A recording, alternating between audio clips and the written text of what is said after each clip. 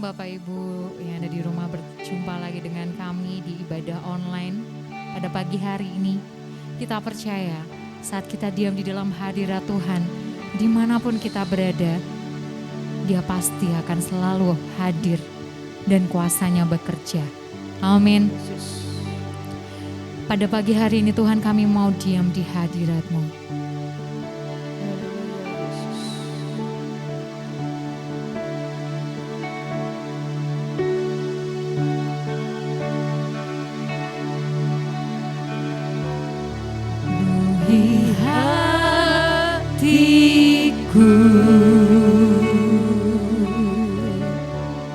Dengan hadir-Mu,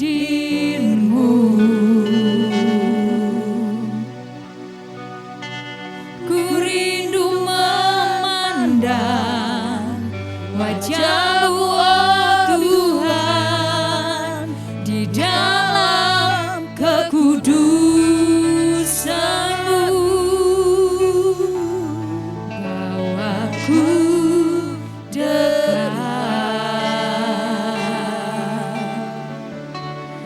dalam hati-Mu,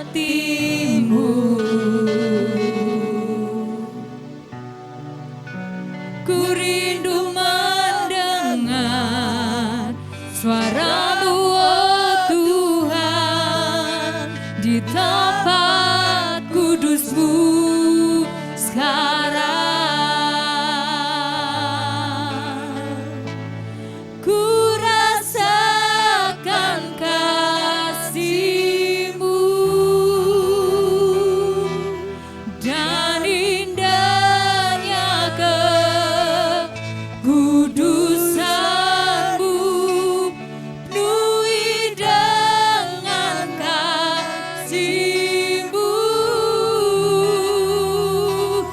Di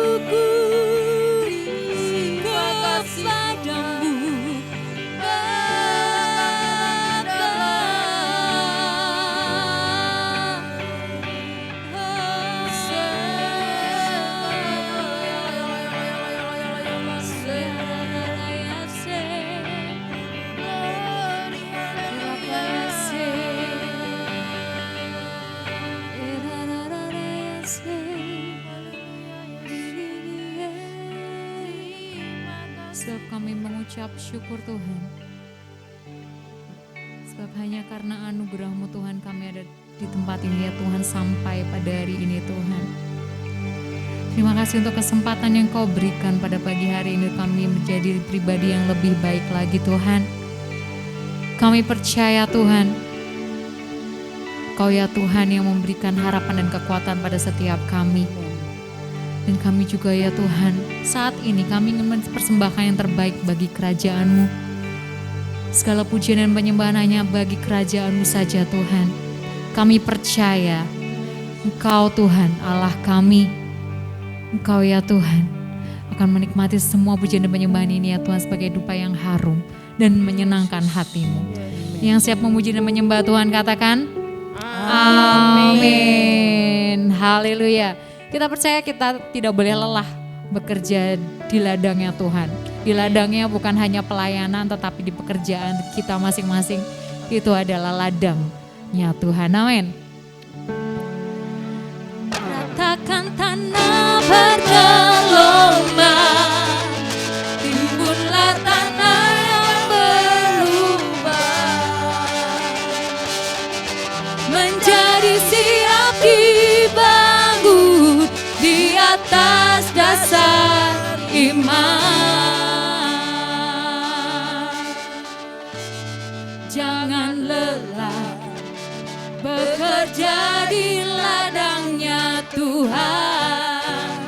Roh Kudus yang beri kekuatan, yang mengajar dan menopang.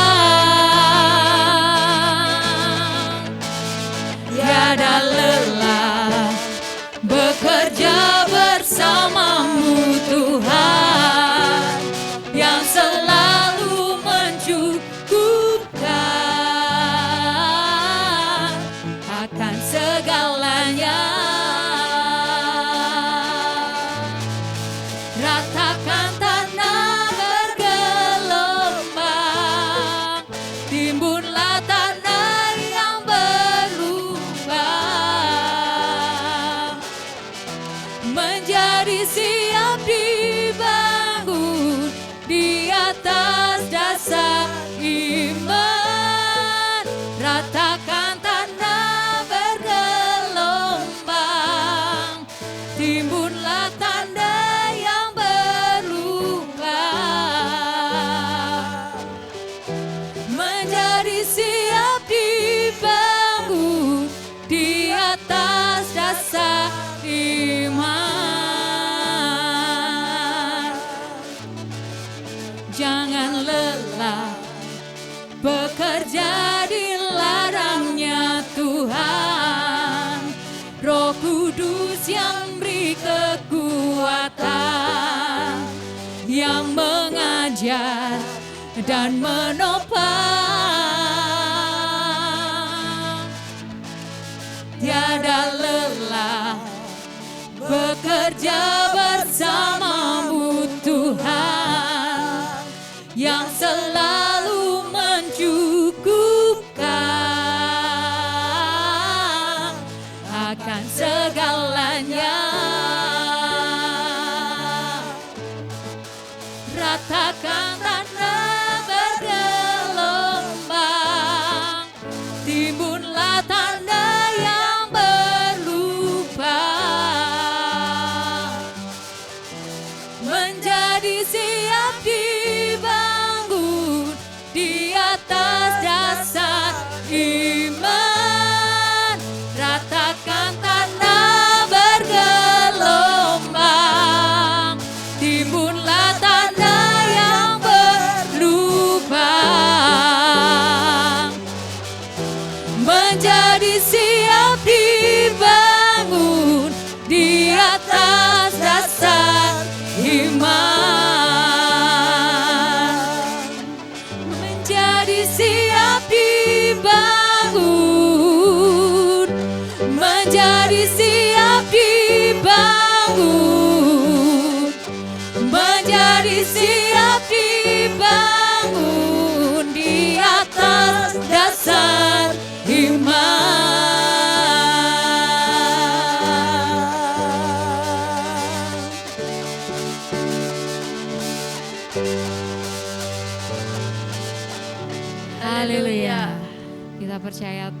Kita jangan pernah lelah saat kita bekerja bagi Tuhan. Haleluya. Kita percaya juga Tuhan selalu menolong kehidupan kita. Bukan karena kehebatan, kebaikan, atau apapun yang sudah kita lakukan buat Tuhan. Tapi karena Tuhan sungguh-sungguh mengasihi kita. Haleluya. Sebab kemana kami dapat pergi Tuhan, menjauhi panggilan kami Tuhan. Untuk melayani-Mu, untuk mengasihi-Mu Tuhan.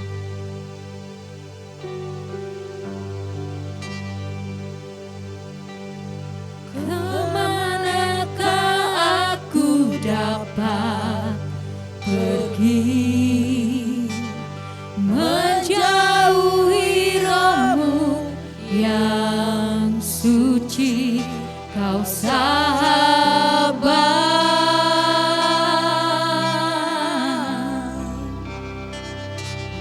Kau dekat,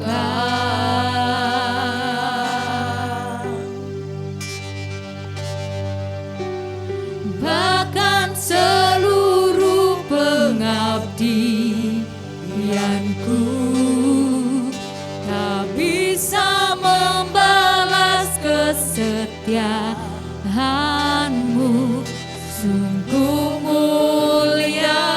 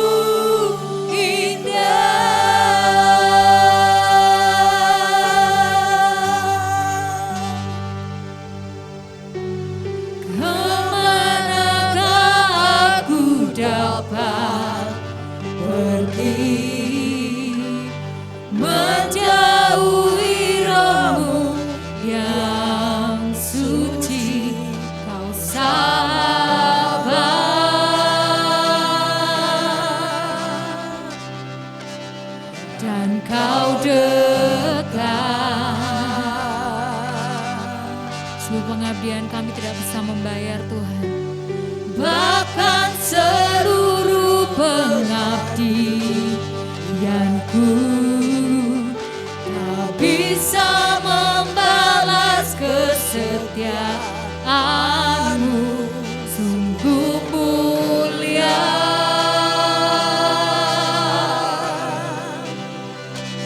dan berharga.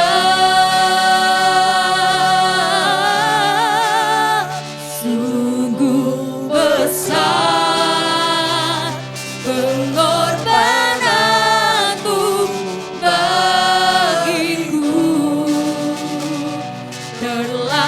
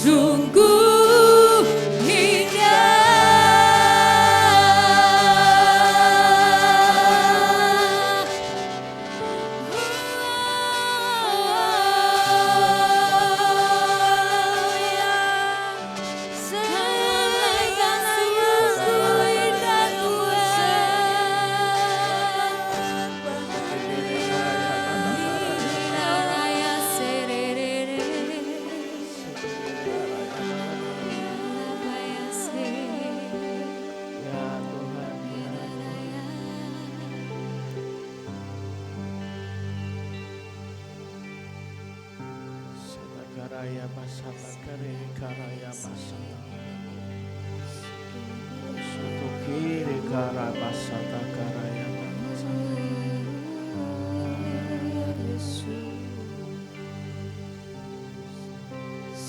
Sata kare karaya kiri kanamaya masata karaya. Ya Tuhan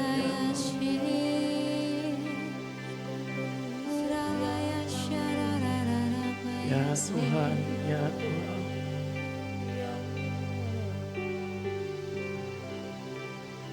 Tuhan terima kasih untuk pagi yang luar biasa ini Tuhan. Kalau hari ini Kau izinkan kami belajar lebih lagi. Sebentar lagi kami akan meninggalkan bulan Agustus. Dan kami lalui sungguh luar biasa bulan demi bulan ini Tuhan. Dan kami percaya bahkan bulan-bulan mendatang, tahun-tahun mendatang semuanya sudah Kau sediakan yang luar biasa buat kita semuanya. Ajari kami untuk bisa produktif dalam bekerja, dalam melayani Engkau. Ajari kami untuk tidak punya mental yang mudah menyerah.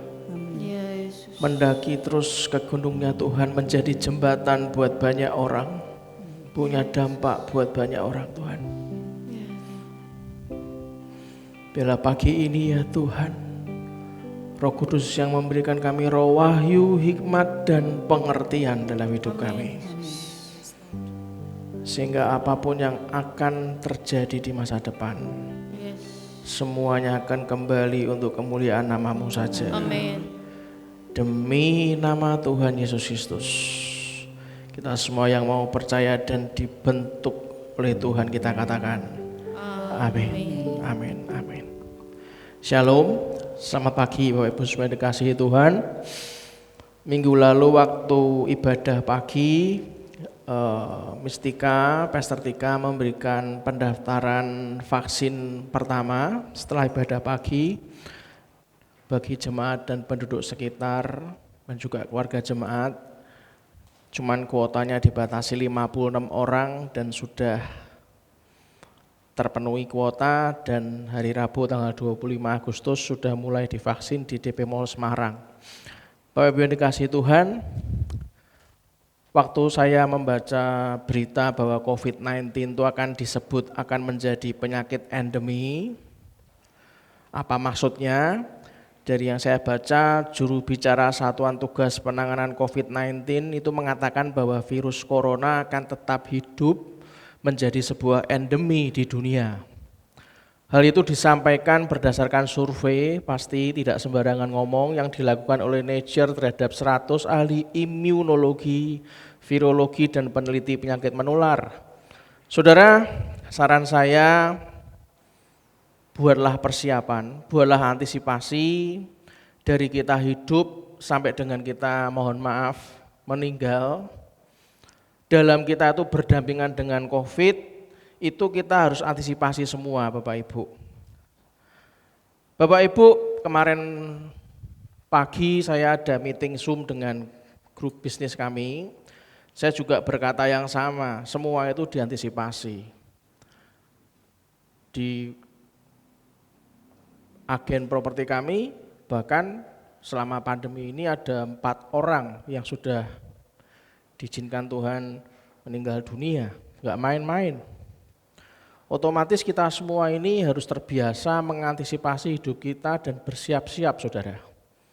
Antisipasi dari cara hidup, antisipasi dari cara berpikir, cara bekerja, cara melayani, cara mencapai goals atau target-target hidup kita bersama Tuhan. Ingat saya pernah ngomong ke Anda, kenapa sih nunggu bahagia kok nunggu sampai tercapai goals-nya baru bahagia? Kenapa enggak minta Tuhan tuh guidance dengan purpose-nya? Banyak orang buat goal setting, belum tentu orang buat purpose setting, bukan? Dengan kita punya purpose-nya Tuhan itu kita sudah bahagia dalam perjalanan menuju goals kita, saudara. Saat kita diizinkan Tuhan untuk merayakan kebahagiaan karena masuk target, diizinkan Tuhan karena kebahagiaan karena sembuh, kebahagiaan karena dapat bonus yang luar biasa, ingat baik-baik, Bahkan cara merayakan kebahagiaan, cara merayakan kemenangan pun harus perlu dengan bijaksana. Bahkan kalau Anda diizinkan Tuhan untuk mengalami masa yang sulit, masa yang susah, bahkan Anda pun juga harus berusaha untuk segera bangkit dan antisipasi, saudara.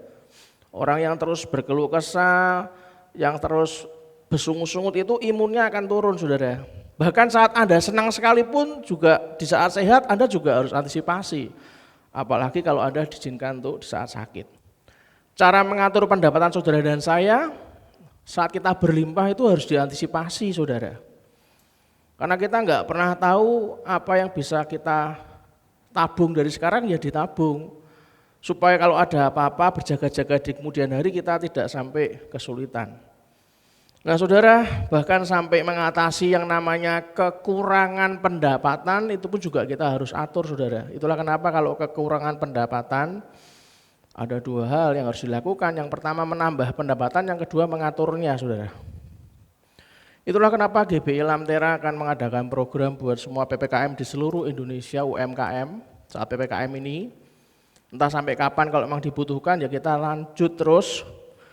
Kita membuka untuk link supaya UMKM seluruh Indonesia ini bisa dibantu oleh GBI Lamtera dalam promo dan segala macamnya. Bapak Ibu yang ingin mempromosikan produk-produk dari perusahaan Anda, baik Anda itu sebagai grosir maupun Anda sebagai agent ataupun sebagai distributor ataupun Anda sebagai karyawan sebuah perusahaan yang membutuhkan bantuan pemasaran, Anda bisa hubungi Ibu Sagita di GBI Lamtera. Saudara, dekatkan diri dengan Sang Pencipta. Saya pasti mencapai surga, Pak. Saya setuju dengan Anda karena keyakinan itu penting. Tapi kepastian yang Anda dan saya pikirkan itu harus dipastikan lebih lagi, saudara. Itulah kenapa GBI Lamtera mengadakan SPY, saya pengikut Yesus One Day Program. Kalau di GBI Gajah Mada itu tadi saya pelajari, saya ingat-ingat tuh ada 4 kelas, satu kelas itu 4 tahap. SBY tahap pertama itu 1 bulan, SBY tahap 2 1 bulan. Jadi kalau 4 tahap itu berarti ada 4 bulan. Bayangkan ini dijadikan satu, jadi cuma one day program. Hari Minggu kemarin saya beritahukan kepada jemaat, pendaftaran dimulai dari tanggal 22 Agustus, minggu lalu waktu saya membawakan ibadah. Nanti akan ditutup tanggal 12 September. Dan kita akan adakan acara SPY, saya pengikut Yesus One Day Program itu nanti tanggal 18 September, hari Sabtu. Jauh-jauh hari kalau Anda ikut acara ini, kalau Anda bekerja, Anda bisa minta izin dengan kantor Anda terlebih dahulu. Kalau Anda butuh surat izinnya, Anda bisa hubungi Pastor Tika atau Bu Sagita. Jam berapa Pak? Hari Sabtu tanggal 18 September, jam 9 pagi sampai selesai. Saya ingin memastikan kepada Anda semua, pastikan Anda mengenali Sang Pencipta. Dan saya ingin SBY One Day Program ini akan membawa kita mengalami Kristus. Katakan sama-sama bersama dengan saya, mengalami Kristus. Bapak, setelah SBY One Day Program saya enggak perlu lagi pasti masuk surga. Itu langkah awal, itulah kenapa saya berkata agama tidak menyelamatkan saya dan Anda. Tapi kalau Anda mengalami Kristus, Anda akan punya jaminan keselamatan. Alamilah Kristus dalam hidup saudara dan saya. Itulah jangan sungkan dan ragu untuk mengajak teman-teman Anda yang masih labil atau mungkin beragama lain, karena saya tidak mengajak dia masuk agama Kristen. Enggak, ngapain? Saya mengajak mereka itu mengalami Kristus, saudara. Karena setelah Anda alami Kristus, tahap berikutnya dari SPY One Day Program ini adalah Anda dan saya akan menjadi sejalan dengan Kristus. Setelah sejalan dengan Kristus, Anda tahap berikutnya adalah kokoh di dalam Kristus. Maka kapanpun Kristus menjemput Anda untuk kembali ke rumah Bapa, Anda bisa ngomong sama Tuhan gini, terima kasih Tuhan, Kau jamin kepastianku masuk surga. Katakan ya dan amin. Saudara, itulah yang namanya mengembangkan potensi kita, self-producing. Apapun yang terjadi, kita harus berusaha melakukan yang namanya self-producing. Memproduksi sendiri, menghasilkan dari apa yang ada pada kita. Maka pertanyaannya, sudahkah kita itu dikatakan produktif selama kita masih diizinkan Tuhan hidup sampai hari ini? Saudara, yang minggu lalu yang Anda sempat datang, supaya Anda tidak tertinggal, supaya minggu depan kita 2 minggu lagi, minggu depan dan minggu-minggu berikutnya bisa bersama dengan kami. Anda tidak tertinggal, maka izinkan saya sharing dulu di 2 Korintus pasal yang ke-7 ayat 2 sampai 16. 2 Korintus pasal yang ke-7 ayat 2 sampai 16. Judul perikopnya adalah sukacita sesudah duka cita. Saya bacakan buat Anda. Berilah tempat bagi kami di dalam hati kamu. Kami tidak pernah berbuat salah terhadap seorang pun, tidak seorang pun yang kami rugikan, dan tidak dari seorang pun kami cari untung. Aku berkata demikian bukan untuk menjatuhkan hukuman atas kamu. Sebab tadi aku telah aku katakan bahwa kamu telah beroleh tempat di dalam hati kami. Perhatikan, sehingga kita, apa saudara? Sehidup semati. Di dunia itu kan penuh kepalsuan.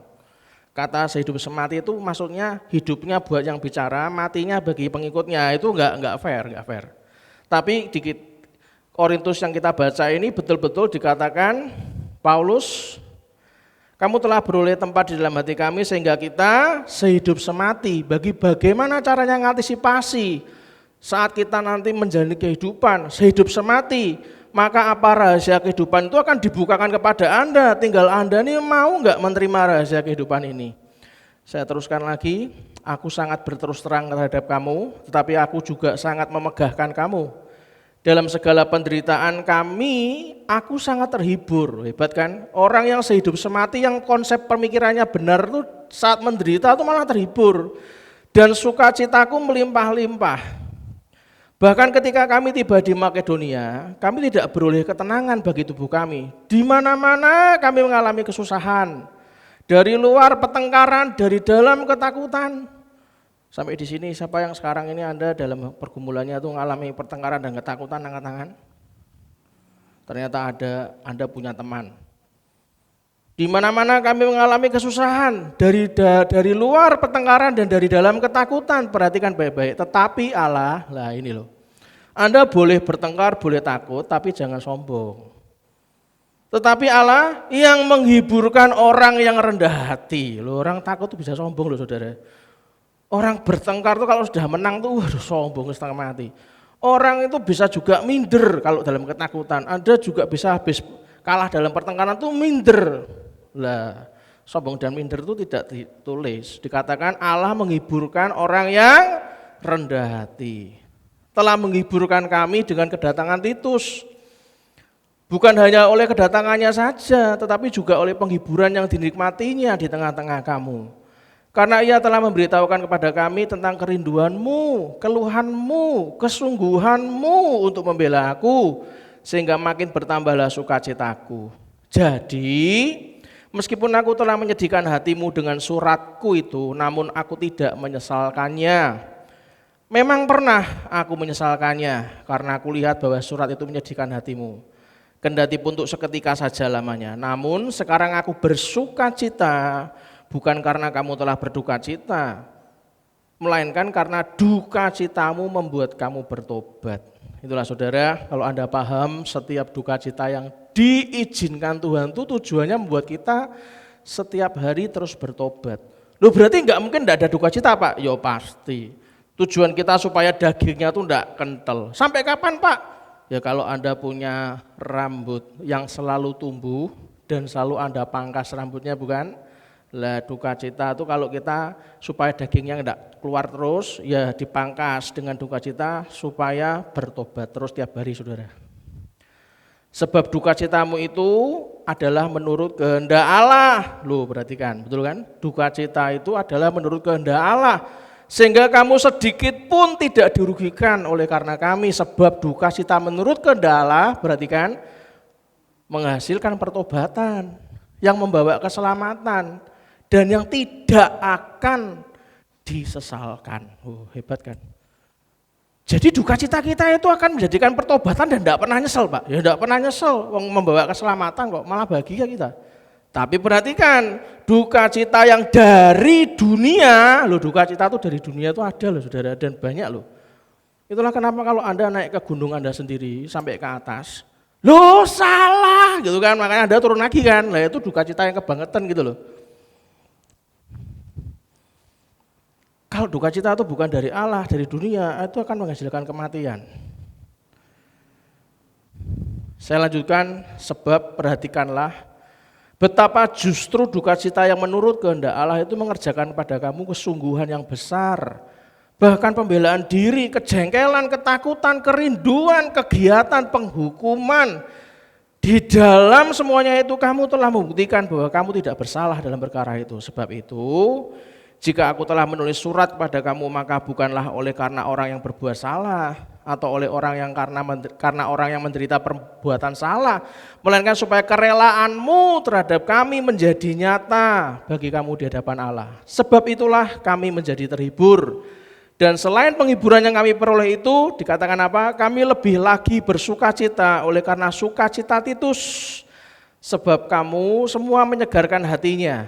Aku memegahkan kamu kepadanya dan kamu tidak mengecewakan aku. Kami senantiasa mengatakan apa yang benar kepada kamu. Demikian juga kemegahan kami di hadapan Titus sudah ternyata benar dan kasihnya bertambah besar terhadap kamu. Apabila ia mengingat ketaatan kamu semua, bagaimana kamu menyambut kedatangannya dengan takut dan gentar, aku bersukacita sebab aku dapat menaruh kepercayaan kepada kamu dalam segala hal. Saudara, perhatikan baik-baik, kalau kita pelajari dari 2 Korintus 7 ayat 2 sampai 16, Anda perhatikan baik-baik. Akan ada saja orang yang berpandangan negatif terhadap kita. Meskipun sesungguhnya hati kita bersih, tapi akan tetap aja ada orang yang berpandangan negatif terhadap kita. Jadi santai saja. Bahkan terhadap hamba Tuhan sekalipun, bagi Anda yang berpikir jangan-jangan buat jemaat aja Pak, bagi hamba Tuhan sekalipun kayak Paulus, sekali berpaulus, yang berhati tulus pun, ada saja orang yang berpandangan minus, berpandangan negatif karena hanya mau melihat dari satu sisi saja. Itulah kenapa kebenaran itu kalau enggak dituntun kepada kebenaran yang mutlak, mengalami Yesus Kristus, Anda enggak akan pernah berpandangan dari sisinya Kristus. Itulah SBY diadakan tuh karena Anda diajari untuk mengalami Kristus, saudara. Orang Kristen tuh di Korintus memiliki banyak pikiran negatif tentang Paulus. Misalnya, Paulus tuh enggak dipakai Allah. Dia tuh enggak punya otoritas atau kuasa, enggak punya Paulus itu. Seperti yang seharusnya dimiliki seorang rasul tuh enggak ada Paulus. Itu tuh udah biasa. Paulus sudah anggap itu makanan sehari-hari biasa. Tapi perhatikan baik-baik. Namun pemikiran negatif ini terjadi sebetulnya bukan karena mereka yang mencemooh Paulus itu kekurangan informasi. Loh, mereka tahu Paulus itu luar biasa. Bukan karena mereka kekurangan informasi. Masalahnya tuh terletak pada hati mereka sendiri, saudara. Hati mereka tuh sudah tidak bisa menerima Paulus. Mereka tuh lebih menerima dunia dibandingkan menerima Paulus, saudara. Dalam bagian sebelumnya kalau Anda baca, Paulus sendiri telah berkata kepada mereka agar mereka menutup hati mereka bagi dunia. Paulus tuh ngomong sampai bosen, nggak mungkin bosen ya. Kalau saya mungkin bosen. Kalau Rasul Paulus nggak mungkin bosen. Paulus telah berkata kepada mereka agar mereka menutup hati mereka bagi dunia dan membuka hati mereka bagi Paulus. Paulus sendiri telah bersikap terbuka kepada jemaat Korintus. Mereka pun hendaknya bersikap terbuka padanya juga dong. Terbuka melihat kebenaran tentang dirinya dan pelayanannya. Saudara, namun di tengah rasa frustasinya terhadap orang Korintus, Paulus mendengar laporan dari Titus bahwa, wah ini laporan bagus. Ternyata jemaat Korintus tidak menolak Paulus sepenuhnya, di ayat 6-7. Ini memperlihatkan bahwa Allah bekerja di antara jemaat Korintus dan Paulus merasakan penghiburan Allah dalam hal ini.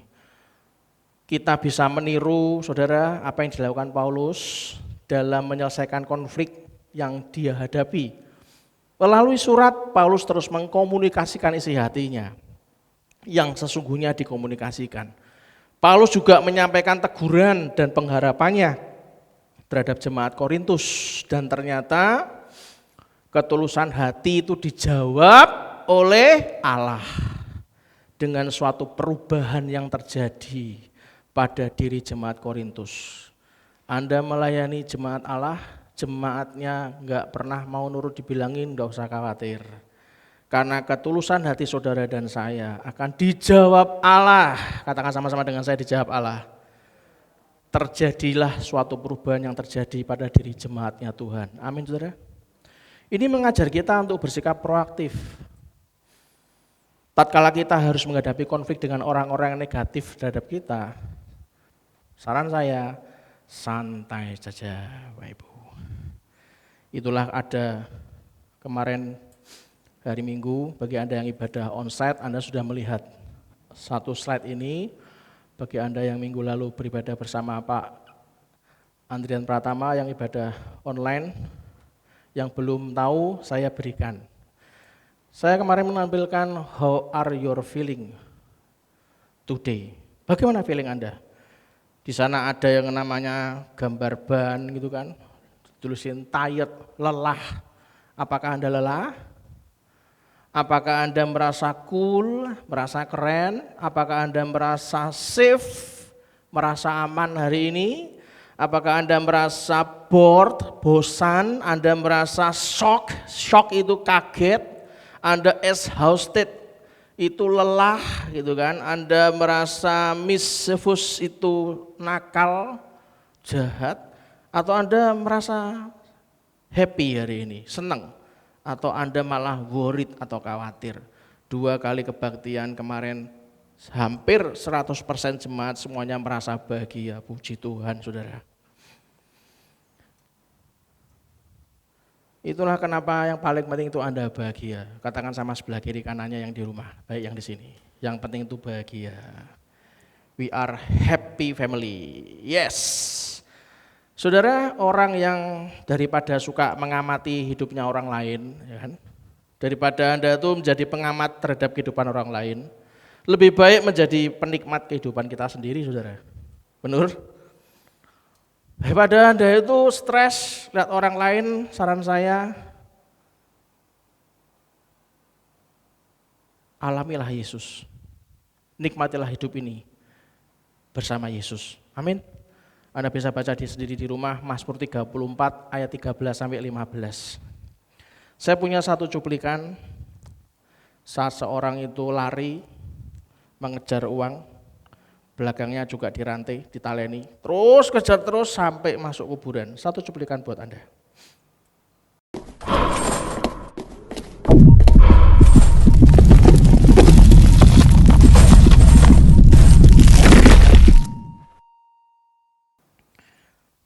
Saudara, kalau Anda lihat cuplikan tersebut, hidup ini penuh dengan pilihan. Maka tentukanlah pilihan itu sesuai keyakinan hati kita kepada Tuhan. Jangan Anda memilih sesuai keyakinan hati kita sendiri, bahaya saudara. Sehebat-hebatnya Anda, sejenis-jenisnya Anda itu akan punya sifat alami manusia. Kalau Anda tidak punya keyakinan hati kepada Tuhan, maka Anda cenderung mempunyai keputusan yang salah. Seperti cuplikan itu sampai meninggal, sampai rontok sakit, kabeh mati, kabeh tinggal tulang masuk, boro-boro tulang masuk, kadang-kadang malah dikremasi gitu kan. Kalau Anda tidak punya keyakinan hati bersama Tuhan, Anda tidak akan bisa menikmati yang namanya kebahagiaan, saudara. Karena tidak semua pilihan itu cukup dipikir dengan logika, enggak bisa. Anda baca sendiri di Yosua 24 ayat 15. Tentang apa yang kita alami saat ini. Loh, tapi kan pandemi diperpanjang terus Pak. Saya kemarin ngomong sama tim properti kami, sampai Desember ya ora apa-apa, enggak masalah saya. Bapak kok punya keyakinan teman seperti itu? Lah Tuhan izinkan, ngapain dipikir? Kalau Tuhan izinkan tuh Tuhan kasih solusinya. Makanya hati ini berpaut kepada Tuhan, yang juga katakan amin.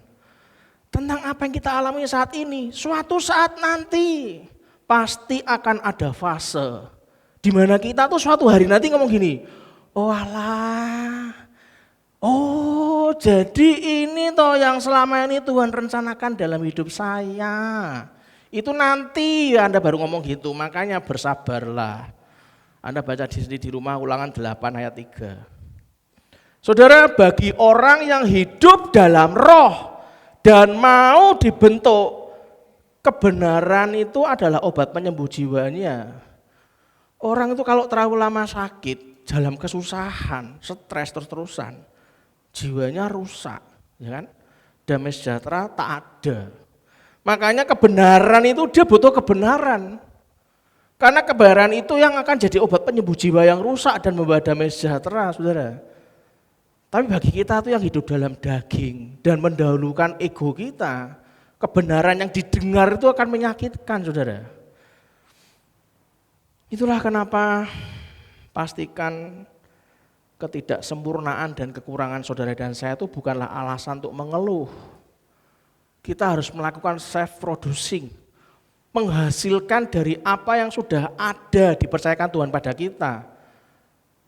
Jangan nunggu sempurna. Kita tuh pasti gak ada yang sempurna, maka ketidaksempurnaan dan kekurangan kita itu harus terus disadari. Kita tuh gak sempurna dan gak pernah kelebihan terus, pasti ada kekurangan kita, tapi itu bukan alasan untuk mengeluh, saudara.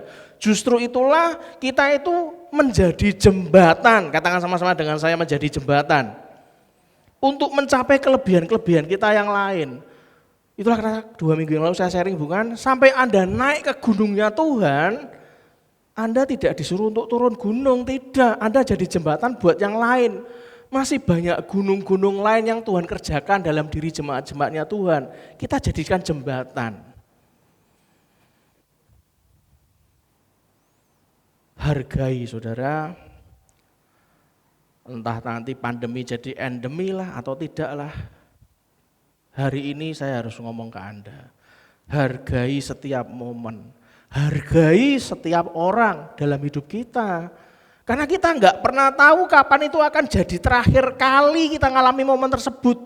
Kita nggak pernah tahu kapan menjadi terakhir kali melihat orang itu, saudara. Kita nggak tahu loh. Bisa jadi Anda ibadah online terakhir, ayo. Nyebut Pak, jangan Pak. Ya sama, aku ya nyebut. Tapi kita nggak pernah tahu, saudara. Kisah Para Rasul 16 ayat 14 sampai 15, baca sendiri. Bersukacitalah, katakan sama-sama dengan saya, bersukacitalah. Sukacita itu pilihan. Sukacita itu enggak tergantung pada siapa saja. Sukacita itu enggak tergantung pada apapun, kepada apa saja. Sukacita itu enggak tergantung pada kesedihan yang sedang kita alami. Sukacita tidak tergantung pada penderitaan, pada ujian, pada kesukaran, enggak tergantung. Mau banyak ujian, lagi susah, lagi sedih, lagi sukar, tetaplah bersukacita. Yang juga katakan amin. Mazmur 16 ayat 9, baca sama-sama yang keras. Mazmur 16 ayat 9 dikatakan apa? Sebab itu hatiku bersukacita dan jiwaku bersorak-sorak, bahkan tubuhku akan diam dengan tentram. Saudara, setiap manusia itu pasti ngalami variasi. Loh, kesukaran itu variasi Pak? Alah, seanggapan variasi. Setiap manusia itu pasti ngalami variasi dalam hidupnya. Ada menang, ada kalah. Katakan kiri kanannya, biasa kali bro, biasa kali sis. Ada senang, ada duka, ada kuat, ada lemah, ada sehat, ada sakit. Tuhan izinkan variasi tersebut terjadi agar kita ini belajar mengerti keterbatasan diri saudara dan saya dan mengerti ketetapan Tuhan. Apapun kondisi kita saat ini, saudara, pilihlah sukacita dan ucapan syukur. Amin. Sebab hidup adalah anugerah dan kasih karunia dari Tuhan. Saudara, itulah kenapa saya dorong Anda untuk berpikir mengenai perubahan. Untuk berpikir mengenai perubahan, Anda itu harus berpikir dulu berbagai kemungkinan. Anda harus mengukur dong kemungkinannya dulu dong Bapak Ibu. Karena hidup kita tuh selalu penuh dengan kemungkinan yang orang lihat tuh, yang benar, mesti enggak. Mana ada sih yang pasti. Saya rasa Anda setuju dengan statement saya. Orang yang jadi pengusaha, angkat tangan. Anda jadi pengusaha, punya toko kelontong. Anda punya stok barang. Ya pasti Pak, masuk toko kono gak ono stoke. Ya bisa jadi kalau tokonya online, ayo. Tapi sekarang toko online aja Anda ditanya stoknya ada berapa. Bapak kan tahu? Ya tahu, saya punya divisi juga toko online kok. Ya tahu tuh ya. Pertanyaan saya, saat Anda stok barang, Anda yakin pasti laku? Anda jamin pasti laku? Kan tidak kan? Itu yang namanya kemungkinan. Kemungkinan laku, kemungkinan tidak, kemungkinan laku sedikit, kemungkinan laku banyak, itu yang namanya kemungkinan. Belajar berpikir mengenai kemungkinan. Makanya Anda kalau sudah berani berpikir tentang kemungkinan, maka Anda berani berpikir tentang perubahan. Nah, juga katakan amin. 2 minggu yang lalu saya cerita tentang 12 pengintai. 10 ngomong negatif, 2 yang ngomong positif. Musuhnya sama? Sama. Nanti kita bahas. Bilangan 13 ayat 30 dikatakan apa? Kemudian Kaleb mencoba menenteramkan hati bangsa itu di hadapan Musa. Katanya, tidak, kita akan maju dan menduduki negeri itu sebab kita pasti akan mengalahkannya. Oh, bayangkan 12 dikirim, 2 yang positif, 10 yang negatif. Dan Kaleb harus mengingatkan, menenteramkan hati bangsa itu di hadapan Musa. Artinya apa saudara? Mengapa Anda dan saya harus menjadi seorang yang berpikir mengenai kemungkinan? Yang pertama saya catat, cara berpikir tentang kemungkinan itu membuka kemungkinan bagi Anda. Bayangkan kalau Anda jadi ada posisi di sana, jadi bangsa yang di sana. Yang 10 ngomong negatif. Anda ikut-ikut mikir negatif, tidak didengarkan omongan Yosua dan Kaleb. Ya makanya hari ini saya harus mengajak Anda untuk berpikir kemungkinan yang terjadi bisa jadi Yosua dan Kaleb yang benar walaupun cuma 2 orang. Cara berpikir tentang kemungkinan membuka kemungkinan bagi Anda. Yang kedua, cara berpikir tentang kemungkinan menarik pemikir yang berpikir sama seperti Anda. Makanya jangan suka negative thinking. Kalau Anda mikir negative thinking, Anda menarik pemikir-pemikir negatif, saudara, saya beritahu. Kalau Anda berusaha berpikir positif, walaupun Anda belum sempat bertindak, baru berpikir, itu Anda akan menarik pemikir yang positif. Nah, yang ketiga, cara berpikir yang positif itu, Anda kan juga punya kemungkinan yang menarik kesempatan tuh datang kepada Anda. Kalau kesempatan tuh datang, yang keempat terjadi, maka cara berpikir tentang kemungkinan memberi Anda tuh energi yang kuat, saudara. Energinya tuh kuat. Itulah kenapa Anda menjadi yang kelima. Cara berpikir tentang kemungkinan tuh mencegah kita untuk menyerah. Orang mungkin nyerah. Itulah kenapa masa sulit itu adalah pertanda untuk kita harus berlari lebih cepat. Yang setuju katakan amin. Berpegang lebih erat pada Yesus. Itu akan mencegah kita untuk menyerah, saudara. Amin.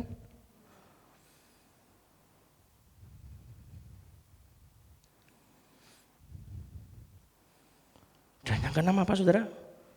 Cara berpikir tentang kemungkinan itu menciptakan kemungkinan bagi orang lain. Mohon maaf, kemarin waktu ibadah online saya ngomong. Siapa yang negatif, tak kongkon mulai, saya ngomong gitu. Saya minta maaf, saudara. Kenapa? Karena cara berpikir negatif itu akan menciptakan kemungkinan negatif buat orang lain. Bapak kok berani ngusir-ngusir, ayatnya ada. Loh, tak buka ayatnya. 1 Korintus 5. Ayat 11 sampai 13. 1 Korintus 5 ayat 11 sampai 13. Saya bacakan buat Anda. Tetapi yang kutuliskan kepada kamu ialah, perhatikan, supaya kamu jangan bergaul dengan orang yang sekalipun menyebut dirinya saudara. Hebat kan? Sekalipun menyebut dirinya saudara adalah orang cabul, kikir, penyembah berhala, pemfitnah, pemabuk atau penipu. Dengan orang yang demikian, perhatikan baik-baik. Janganlah kamu sekali-kali makan bersama. mono boro-boro kumpul mangan bareng ora entuk kok. Sebab dengan wewenang apakah aku menghakimi mereka yang berada di luar jemaat? Bukankah kamu hanya menghakimi mereka yang berada di dalam jemaat? Mereka yang berada di luar jemaat akan dihakimi siapa saudara? Allah. Terus berikutnya dikatakan apa? Usirlah orang yang melakukan kejahatan dari tengah-tengah kamu. Makanya mohon maaf kalau ada negatif masuk gereja ini tak usir.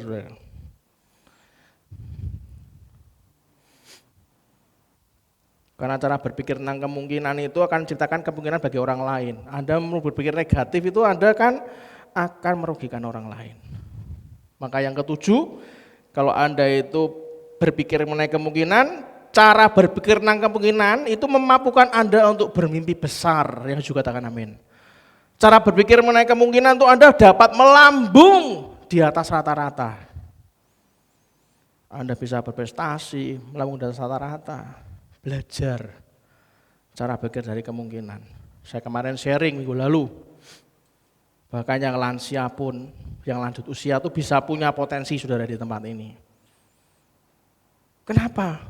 Karena yang lansia itu bisa menjadi panutan buat yang muda, lebih matang, emosinya lebih stabil dalam kehidupan, lebih matang, lebih berpengalaman. Di gereja itu Pak Petrus Hirnowo sedang menggalakkan penanaman.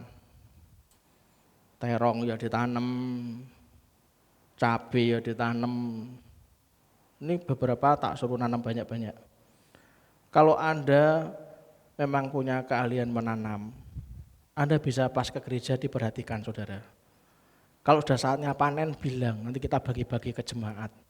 Kalau saya suluh menanam, yang tadinya sudah bagus, rontok kabeh saudara. Saya enggak punya talenta menanam. Talenta saya tuh memakan, bukan menanam. Makanya nanti kalau udah panen aku di sana bahaya. Iso tak pangan dhewe malah. Yang punya talenta masak, loh berbagai kemungkinan tuh harus dipelajari loh Bapak Ibu. Kemarin saya ngomong juga di gereja hari Minggu lalu. Kalau Anda sebagai gembala komsel, ada jemaat komsel Anda, komunitas sel Anda tuh yang pinter masak. Wah itu bisa sharing-sharing cara masak. Yang pertama, suami-suami anggota komsel Anda bisa tambah senang di rumah. Yang kedua, kalau sampai bencana melanda apapun itu, kita bisa buka dapur umum segera gitu kan. Bisa praktek untuk nolong banyak orang. Karena memasak sendiri bisa lebih murah, karena jumlahnya kan banyak. Tapi kalau cuma sedikit jumlahnya ya lebih murah kalau beli. Kalau untuk bantu orang kan jumlahnya banyak, itu lebih murah kalau masak. Apalagi yang bisa dilakukan oleh para lansia dengan berbagai kemungkinan yang ada, berpikir tentang kemungkinan. Potensinya itu besar, bisa mengarahkan yang lebih muda saudara. Yang lebih muda itu mana berani ngeyel sama yang lebih senior, enggak berani. Namanya kurang ajar banyak. Itulah kenapa setiap kali Anda diajak Tuhan tuh berpikir dengan hikmat. Nah kamu tuh bisa lihat dulu kayak gini. Lah kalau Tuhan ngomong ini loh kayak gini, terus Anda bilang, oh no, nanti saya repot. Allah, ngono repot. Oh no. Kalau Tuhan tuh suruh Anda ke kiri ya ke kiri, ke kanan ya ke kanan. Katakan, yes Tuhan tak coba, kan gitu. Percayalah tentang apa yang kita alami saat ini. Suatu saat nanti pasti ada fase di mana Anda dan saya akan ngomong, oh jadi ini toh yang selama ini Tuhan rencanakan dalam hidup saya. Makanya kalau Roh Kudus arahkan Anda itu katakan, oh yes, katakan sama-sama dengan saya. 2, 3, oh yes. Bagaimana seseorang mempelajari keahlian untuk berpikir mengenai kemungkinan? Cara mempelajarinya gimana? Yang pertama, berhentilah, katakan sama-sama, berhenti. Berhenti untuk fokus pada hal-hal yang jalannya salah. Berhenti berfokus pada hal-hal yang dapat berjalan dengan salah. Kalau sudah salah, ya mandek, jangan diteruskan. Aku sudah terlanjur hidup dalam hutang, ya wis, ojo diteruskan ngutang terus.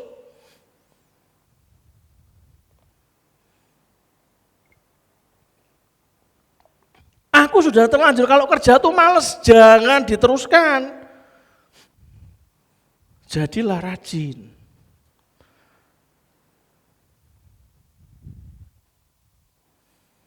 Yang kedua, bagaimana kita tuh bisa jadi seorang yang ahli berpikir untuk tentang kemungkinan. Yang kedua, berhenti memikirkan alasan kenapa nggak bisa dilakukan, saudara.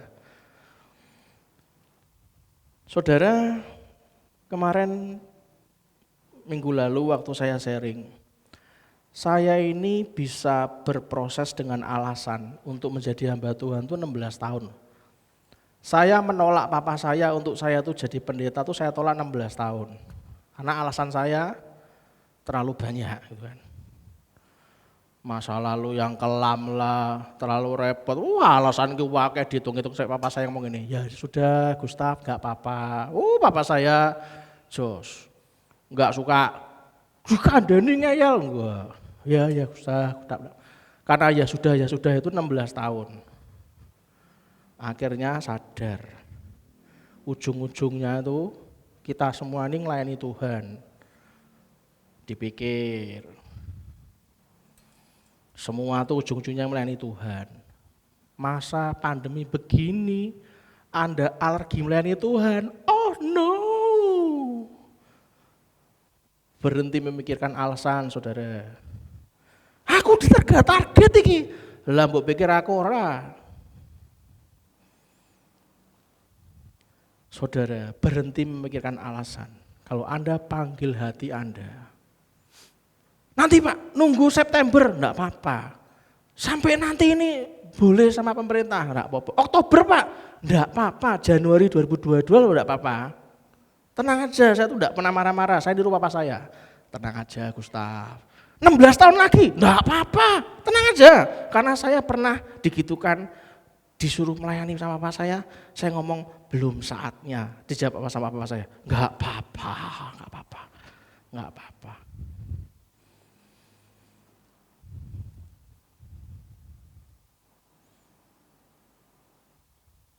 Mempelajari jadi ahli berpikir tentang kemungkinan. Yang ketiga apa? Baca sama-sama yang keras. Menjauh dari para pemikir yang negatif.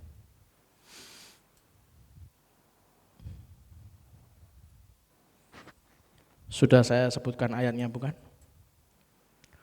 Jauhi orang-orang yang berpikir negatif. Bahkan mengatakan dirinya ahli.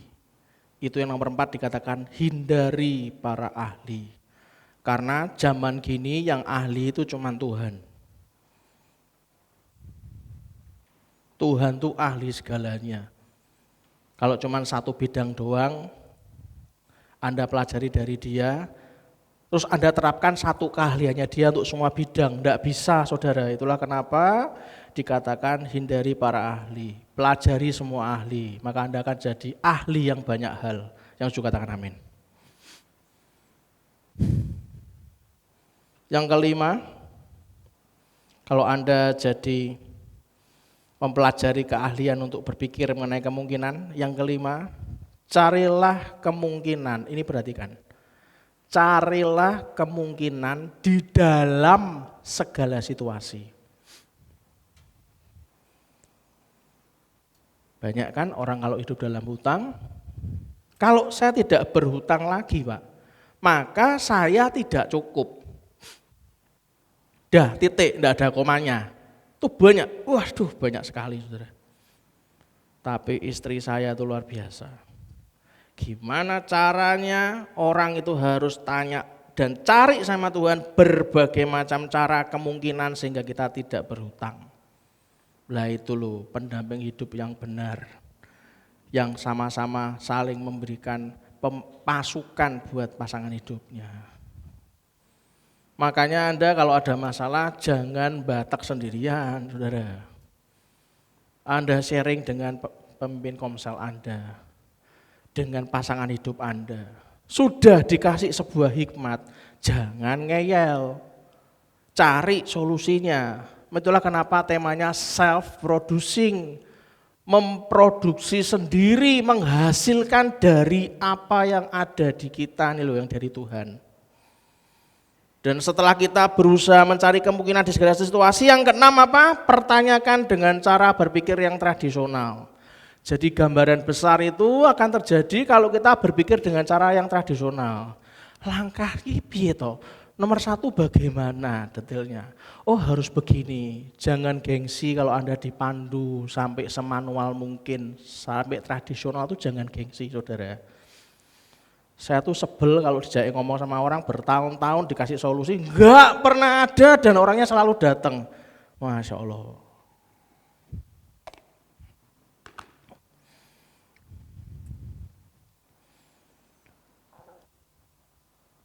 Kalian berpikir mengenai kemungkinan yang ketujuh, temukan. Katakan sama-sama dengan saya, 2, 3, temukan. Jadi dicari Pak, karena temukan artinya dicari. Proaktif mencari. Mencari apa Pak? Mencari inspirasi dari para pencapai hebat. Jangan-jangan tuh hikmat dari Tuhan. Makanya dicari saudara. Studi kasus Alkitabiah 10 pengintai versus 2 pengintai. Harusnya menang yang 10 lebih banyak keroyokan. Keroyokan yang negatif tuh kalah. Anda bisa baca di rumah Bilangan 13 ayat 1 sampai 14. Bilangan 13 ayat yang pertama sampai dengan Bilangan 14 ayat 10. Anda bisa baca di rumah. Apa persamaan dari para pengintai? Persamaannya ada? Ada. Anda dengan yang lain sama saya bedanya apa? Enggak ada, persamaannya ada. Sama dengan 12 pengintai, 10 dan yang 2 itu persamaannya ada? Ada. Apa persamaannya? Kedua-belasnya merupakan pemimpin bagi suku mereka masing-masing. Pemimpin itu saudara. Mereka ini pemimpin, katanya ahli gitu loh.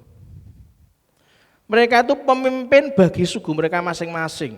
Jarine wong Jawa ki ahli. Sama kan? Sama.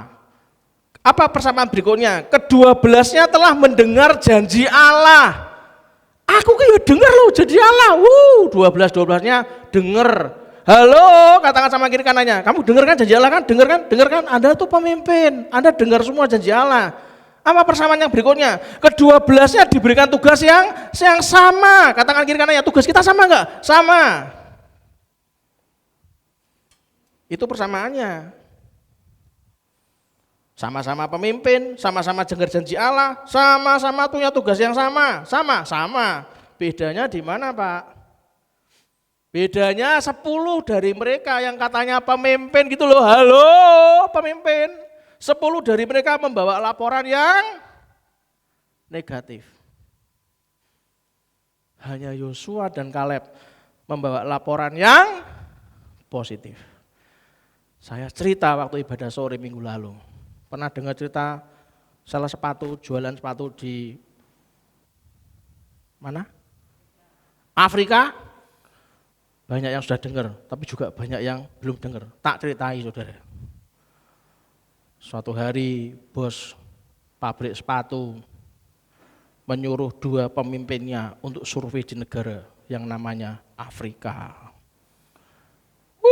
Dikirim tiket pesawat, akomodasi, semua diurus paspor, penginapan. Namanya pemimpin itu kan pasti pikiran dan perkataannya didengarkan oleh bos pabrik sepatu. Baru sampai sana pagi, survei pasar, yang pemimpin satu ini sobo-sobo telepon, jam 2 sobo, jam 3 sobo dari Afrika. Halo katanya, bosnya lagi sobo iki telepon iki. Halo, bos katanya, ini jam piro, ini jam berapa ini? Jam 3 ini. Bos tak beritahu, daripada habis biaya hotel, lebih baik besok saya langsung pulang subuh bos, kalau perlu sekarang saya cari tiket pesawat balik. Loh kenapa? Soalnya bos saya sampai sini bos, ya ampun bos, yang jaga bandara sampai semuanya tuh gak ada yang pakai sepatu.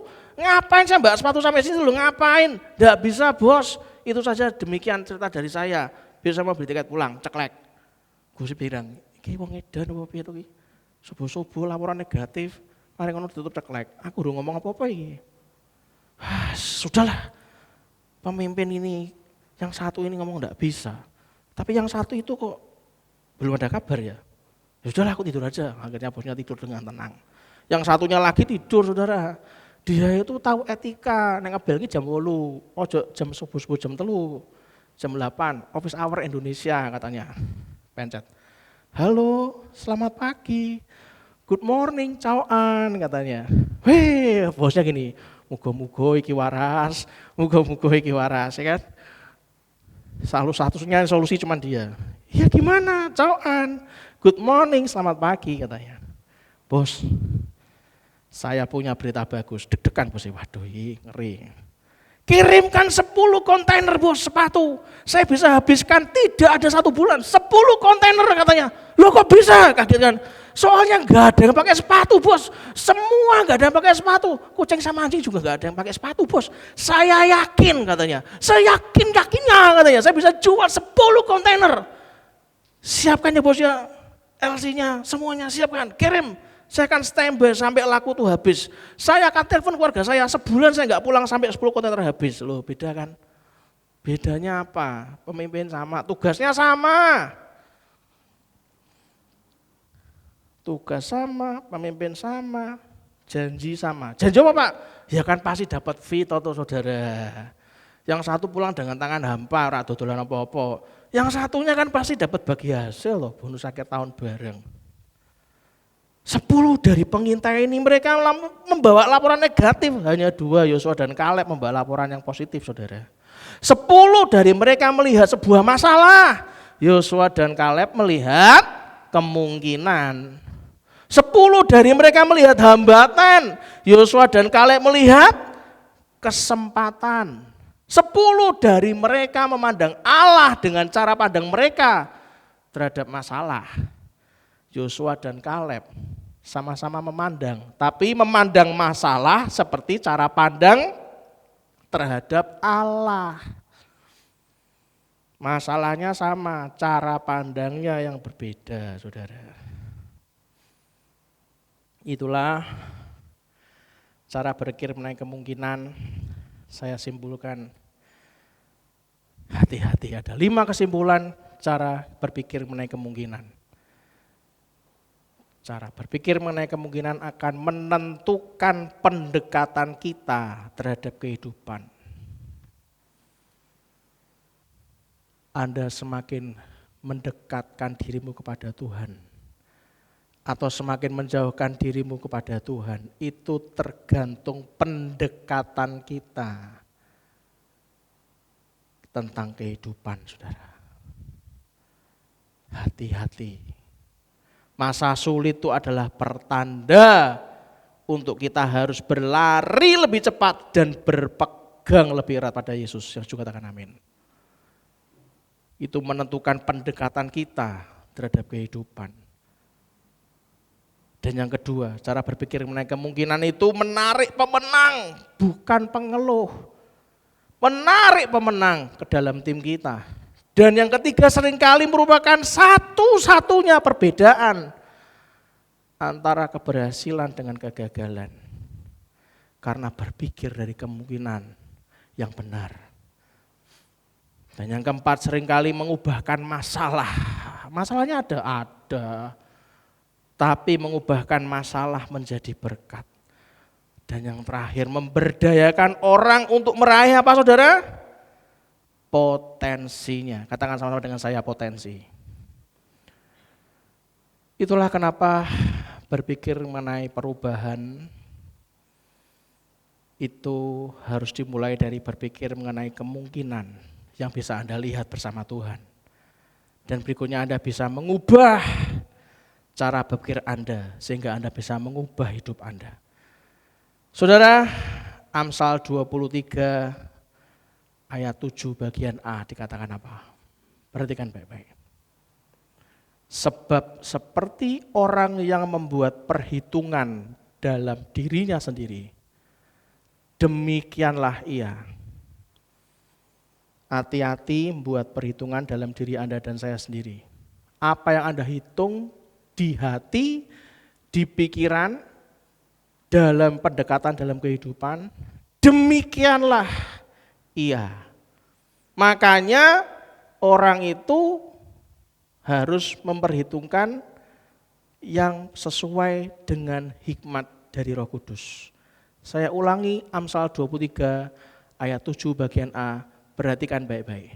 Sebab seperti orang yang membuat perhitungan dalam dirinya sendiri, demikianlah ia. Orang yang selalu salah menghitung dalam kehidupan, selalu negatif dalam kehidupan, dikatakan demikianlah ia. Orang yang menghitung dengan sebuah hikmat dari Roh Kudus, yang mengalami Yesus Kristus di dalam dirinya dan menghitungkan ada kehidupan dalam pikirannya, dalam perhitungannya, ada solusi dari setiap masalahnya, maka Amsal berkata, demikianlah ia.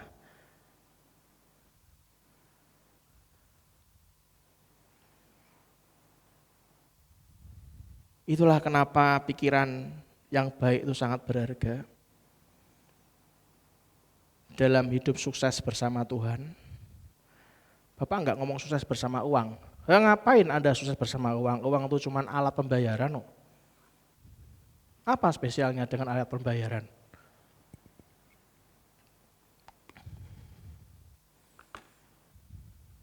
Anda punya hati Bapa, hidup Anda itu melimpah. Yang juga katakan amin. Anda enggak punya hati Bapa, hidup mengkeret, duit pun tak ada. Dalam soal sukses, orang bukanlah diukur dari penampilannya, saudara. Bukan diukur dari gelarnya, perguruan tingginya, bukan. Bukan diukur dari latar belakang keluarganya, bukan. David J. Schwartz menuliskan sebuah quote yang sangat bagus sekali. Mereka diukur dari cara berpikirnya, saudara. Amin.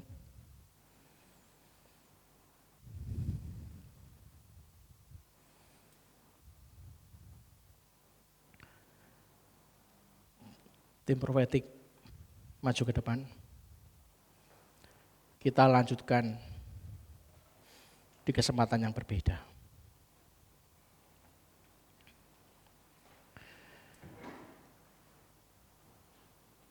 Saudara, itulah kenapa seorang yang mulia itu bukan karena apa yang dimilikinya,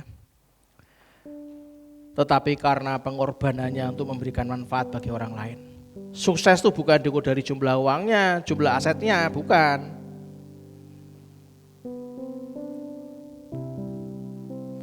Tapi berapa banyak dampak hidupnya buat orang lain. Pengorbanannya untuk memberikan manfaat buat orang lain.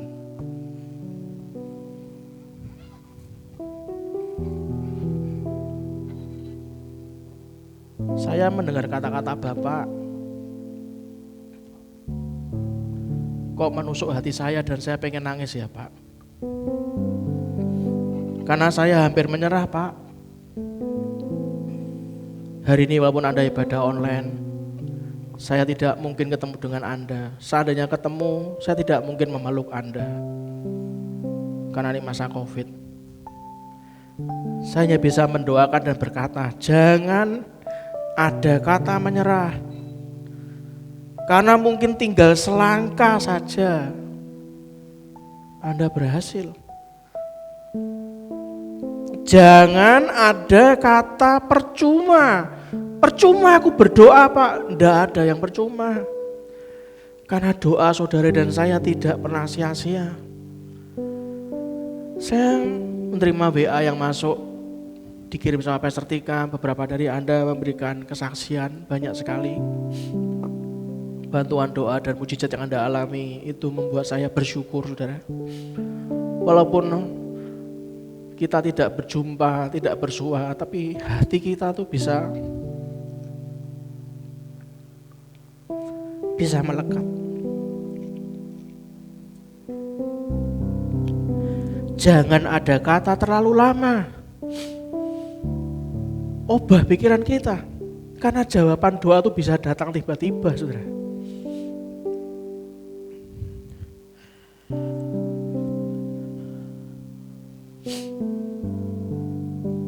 Pak, di TV banyak ngomongin Taliban. Menurut Bapak bagaimana? Jangan menurut saya lah, saya kurang ahli. Tapi mantan Perdana Menteri Mahathir Mohamad ngomong apa? bukan saya yang ngomong loh ya. Mantan Perdana Menteri Malaysia, Mahathir Mohamad. Malaysia itu persentase terbesarnya adalah beragama Islam. Dan yang saya tahu Islam itu indah, karena saya pernah masuk Islam, saudara.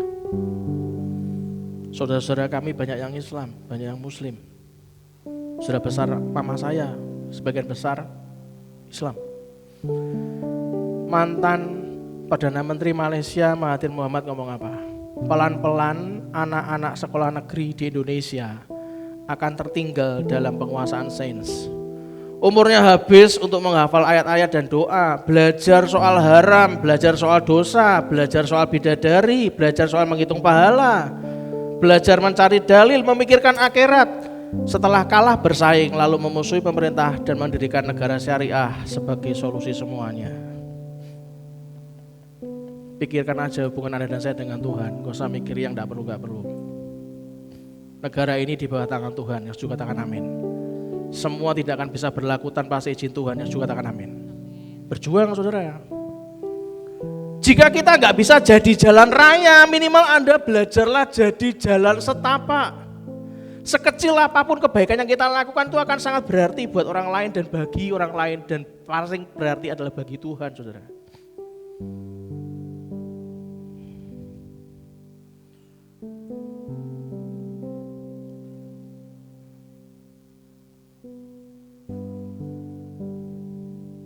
Satu Yohanes 2 ayat 6. Barang siapa mengatakan bahwa ia ada di dalam dia, perhatikan, barang siapa mengatakan bahwa ia ada di dalam dia, ia wajib hidup sama seperti Kristus telah hidup. Kalau hidup Anda dan saya tidak sama seperti Kristus telah hidup, saya katakan Anda mubazir. Anda mubazir kalau Anda ke gereja bertahun-tahun tapi hidupnya tidak semakin serupa dengan Tuhan.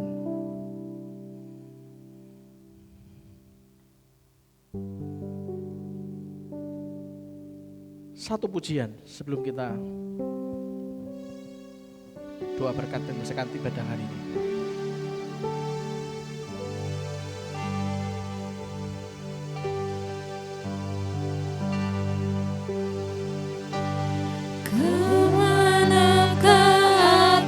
Dapat pergi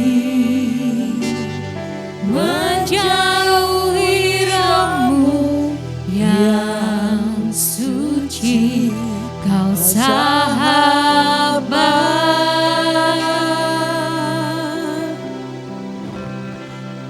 dan kau dekat.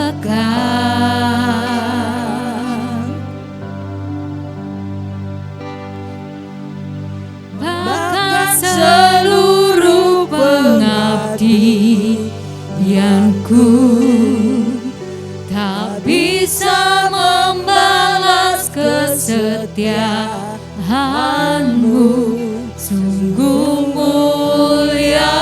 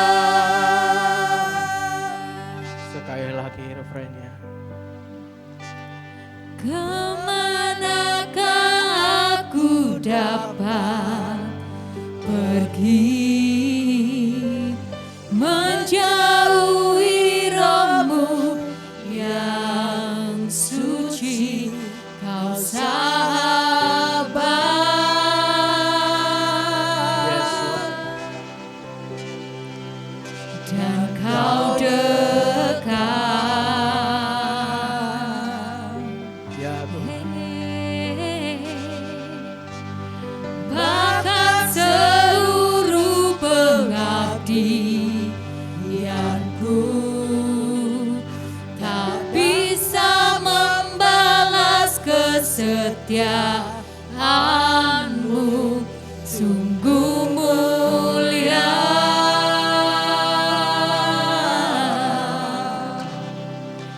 dan berharga.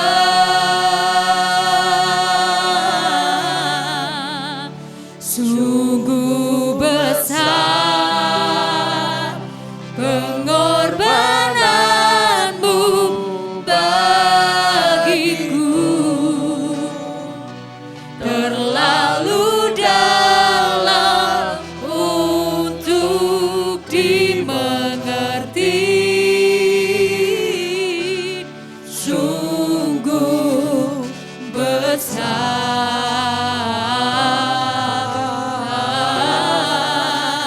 sungguh indah yang Kau pikirkan tentangku, tak terselami bagiku. Sungguh indah,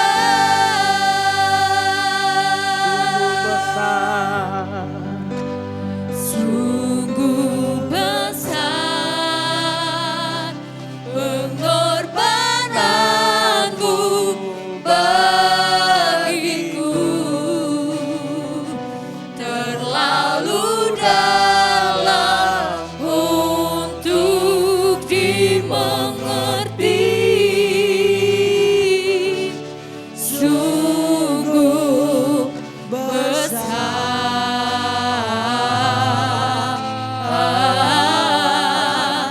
sungguh indah yang Kau pikirkan tentangku, tak terselami bagiku.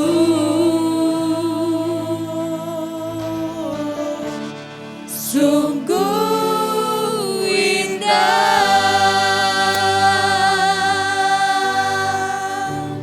sungguh indah,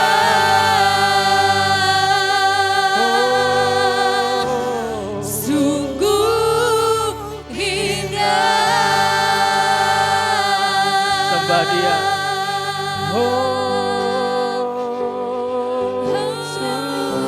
Sembah-Mu.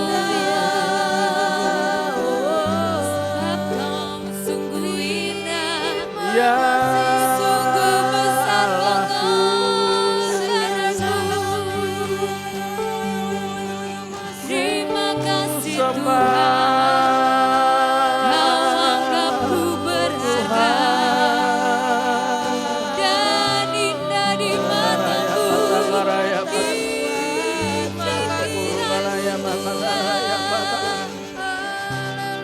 Haleluya. Kau Allah yang sungguh indah. Tuhan. Haleluya.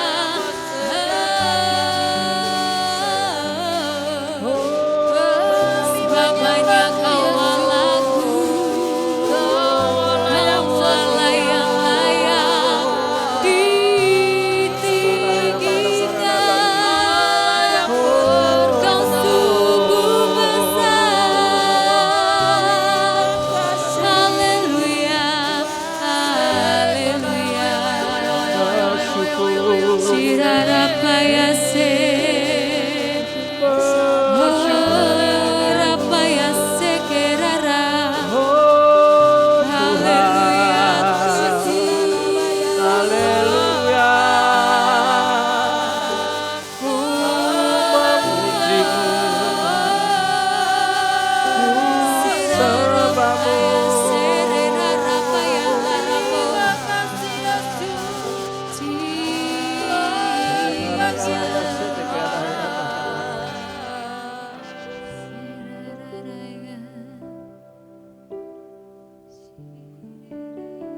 saya sungguh merasakan bahwa Anda ini akan mendapat banyak hal hikmat dari Tuhan dalam hidup Anda dan saya. Tuhan, terima kasih untuk pagi ini Tuhan. Kau buka mata hati kami, Kau ajari kami bisa melakukan yang namanya self-producing, menghasilkan kemungkinan-kemungkinan yang lebih luar biasa bersama Tuhan.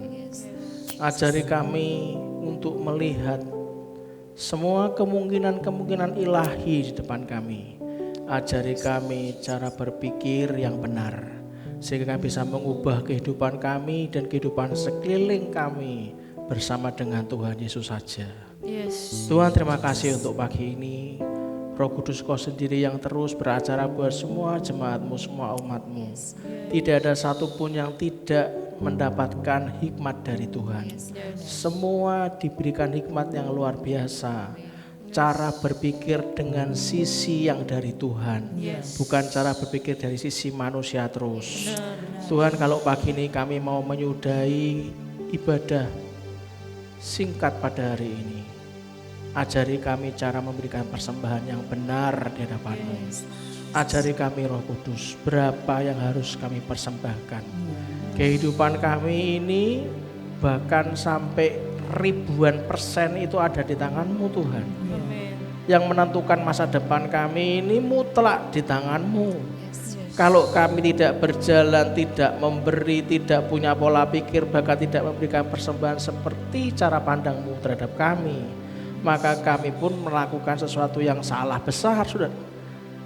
Belajarlah saudara untuk Anda itu belajar dari hal yang paling kecil sampai hal yang besar, berjalan bersama Tuhan. Biar Tuhan Yesus Kau berikan persembahan yang terbaik yang Kau izinkan, yang Kau berikan tuntunan dalam hati kami. Kami memperlakukan persembahan itu seperti 5 roti dan 2 ikan. Yang terbaik diserahkan kepada tangan Tuhan, dipecah-pecahkannya, diucap syukur, dan dibagi-bagikan memberi makan 5.000 orang. Memberi makan 5.000 orang laki-laki dan sisa 12 bakul. Itu semua hanya berawal dari yang nothing, hanya berawal dari semuanya yang kami punya. Ketaatan, itulah semuanya. Itu yang membuatnya bisa memenuhi banyak hal dalam hidup kami. Ajari kami punya ketaatan Tuhan. Dan biarlah kami menerima doa berkat pagi ini dengan mengaminkan doa berkat ini dengan mengangkat kedua tangan kita. Tuhan berkati engkau dan melindungi engkau. Tuhan menyinari engkau dengan wajahnya dan memberi engkau kasih karunia. Tuhan menghadapkan wajahnya kepadamu dan memberi engkau damai sejahtera. Diberkatilah seluruh isi hidup pernikahanmu. Diberkatilah semua keturunanmu. Diberkatilah masa studimu. Diberkatilah pekerjaan dan pelayananmu. Sampai masa pensiunmu semua dalam kendali dan dalam kuat kuasa Tuhan. Kemanapun saudara dan saya keluar dan masuk, pergi dan pulang, mendapat perlindungan dari Tuhan yang Maha Tinggi. Panjang umur, kesehatan, kemakmuran, semuanya Tuhan sediakan bagi orang-orang yang bersungguh hati kepadanya. Biarlah berkat dari Allah Bapa, Putra dan Roh Kudus diberikan kepada kita selalu senantiasa. Di dalam nama Tuhan Yesus Kristus, kita semua yang siap menjadi ahli berpikir, bertindak dalam segala macam kemungkinan, diproses Tuhan menjadi luar biasa. Kita katakan amin. Amin. Amin. Berikan tepuk tangan paling meriah buat Tuhan kita. Terima kasih, salam sayang saya buat keluarga Anda di rumah. God bless you all. Haleluya. Kita percaya kita tidak boleh lelah. Kita mau bekerja buat Tuhan, self-producing. Jangan lelah bekerja di ladangnya Tuhan. Roh Kudus yang beri kekuatan, yang mengajar dan menopang. Tiada lelah bekerja bersamamu Tuhan, yang selalu mencukupkan akan segalanya. Ratakan tanah bergelombang, timbunlah tanah yang berlumpur. menjadi siap dibangun di atas dasar iman. Ratakan tanah bergelombang, timbunlah tanah yang berlubang. Menjadi siap dibangun di atas dasar iman. Menjadi siap dibangun, menjadi siap dibangun, menjadi siap dibangun di atas dasar iman.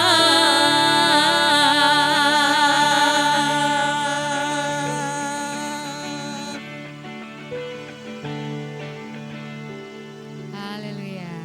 Terima kasih, Tuhan berkati.